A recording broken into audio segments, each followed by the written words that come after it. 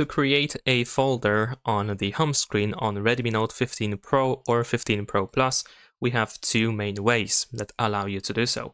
The first method is to press and hold your finger on the first app that you want to add into the folder.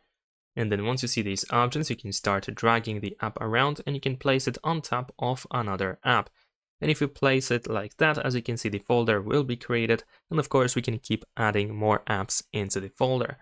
On the other hand, you can also press and hold your finger on an empty space on the home screen. And then we can select every app that we want to add into the same folder. And then here in the upper left corner, we have this folder icon that we can use. And then all of these apps will be grouped into a single folder, as you can see over here. Of course, remember that we can still edit the folder if needed. We can change the name, we can make the folder larger, and so on and so forth. So you can have, for example, something like this. And that's it. Subscribe to my channel.